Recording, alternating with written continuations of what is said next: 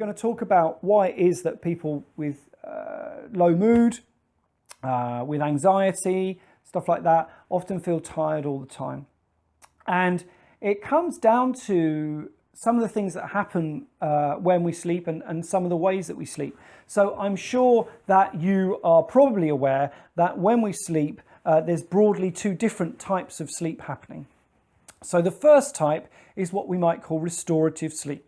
So if I were to plug your brain into an EEG to measure the electrical activity going on in your brain whilst you were unconscious asleep, when you were in restorative sleep, we'd see the waves quite far apart and big waves to show us that not a lot of energy is being used by your brain when you're asleep.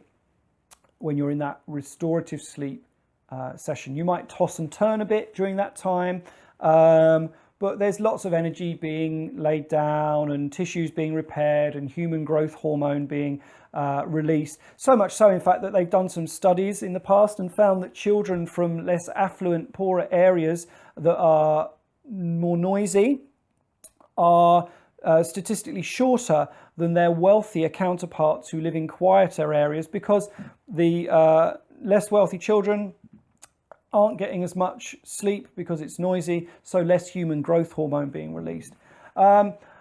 Conversely, during your other cycle of sleep, the EEG will show a very close together wave showing that lots and lots of energy is being used by your brain.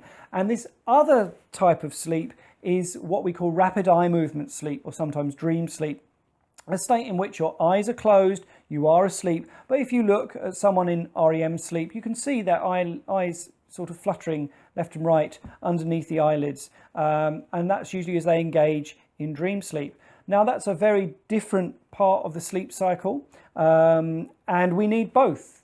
During the night you'll have both. But the rapid eye movement sleep uses up a whole lot more energy than the restorative sleep.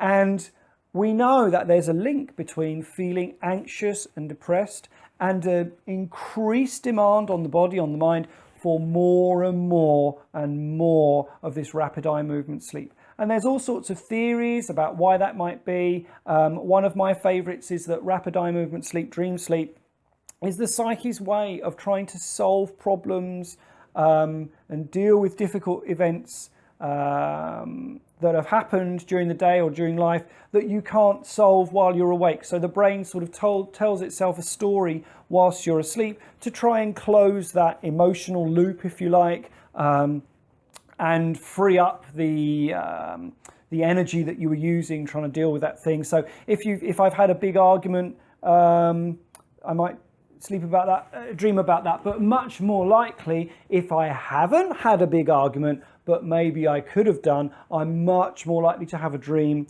about that. So if my boss has had a big go at me and I really wanted to have a go back, but a little voice in my head said, "You need the money, son, just zip it," and I've taken it, then probably that night, whether I remember it or not, and there's no real facility or reason for us to remember our dreams, I will probably have some sort of dream where my brain will tell me a story about that, and the part of my boss will be taken by someone else, probably in this story. Someone will be standing in for my boss. And I may very well not remember this dream, but I'll have more in order to have that necessary dream, I'll have a bit more REM sleep. And because so much energy is used up by the brain in having this dream, the more dreams I need to have during the night, the more energy is used up. And so we're in this rather strange situation where I can go to bed and perhaps sleep for 8 hours, and I can wake up feeling more exhausted than I was before I even went to bed. I wake up feeling like a steamroller's gone over me, and I think, oh my goodness gracious, what's gone on? I had an 8 hour sleep. I look at my watch. Well, actually, you were unconscious for 8 hours, but perhaps you were not having restorative sleep for 8 hours. You were perhaps having to have all this dream sleep. Dream sleep, very, very, very interesting point of study. Your body actually immobilizes itself during dream sleep. So you're kind of paralyzed, and that's really good because you don't want to be getting up and acting out your dreams when you are asleep, because you might dream that you're flying and jump out the window or something like that. You absolutely don't want that. Some people have sleepwalking somnambulance. That's different. They're not actually dreaming at that point. It's like the body's awake but the brain is asleep. But yeah, when we're in dream sleep, we're not moving around, and then we toss and turn when we're in restorative sleep. So yeah, we'll talk a little bit more about that maybe in another video.